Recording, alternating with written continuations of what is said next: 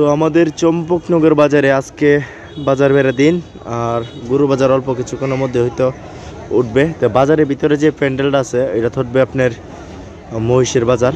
তো আজকে বাজার অলরেডি বালু ফালানো হইতেছে, সব জায়গায় অ্যাভেলেবেল বালু ফালানো হইতেছে। আর এটা অল্প কিছুক্ষণের ভিতরেই মহিষ উঠবো। হয়তো মহিষের বাজারগুলো আপনাদেরকে দেখানোর চেষ্টা করব।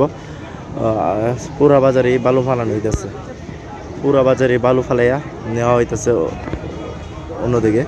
তো আমি আপনাদেরকে দেখানোর চেষ্টা করব পুরোটা বাজারই।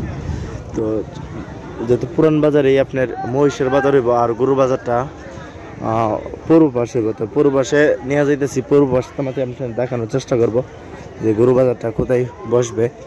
এখন সকাল 10:30 বাজে, হয়তো অল্প কিছুক্ষণ পর জমজমাট হয়ে যাব।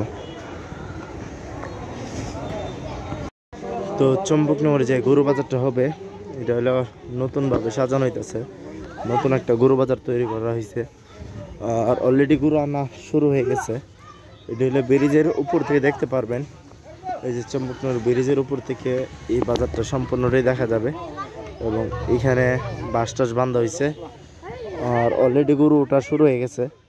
অল্প কিছু গরু ব্যাপারে নিয়ে আসছে, হয়তো ঘন্টাখানেকের ভিতরেই জমজমাট হয়ে যাব। 1 ঘন্টা বা 1.5 ঘন্টার ভিতরেই জমজমাট হয়ে যাব। এটা জায়গাটা অনেক সুন্দর হয়েছে, খোলামেলা মেয়েদের অনেক সুন্দর। কিন্তু আপনার এখানে কাদা বেশি। হ্যাঁ, কমিটি যারা আছে হয়তো আরও 5-7 গাড়ি বালু যদি এখানে ফালাই ধরতো হয়তো জিনিসটা আর একটু সুন্দর হইতো। এখন যে ফালাইছে হয়তো মোটামুটি ভালো পরিবেশই গরু বাজারটা জমবে ইনশাল্লাহ। তো এখানেও সুন্দর পরিবেশে এরা তৈরি করছে। আমি আপনাদেরকে যতটুকু পারতেছি দেখাইতেছি। মহিষের বাজারটা খুব জমজমাট হবে।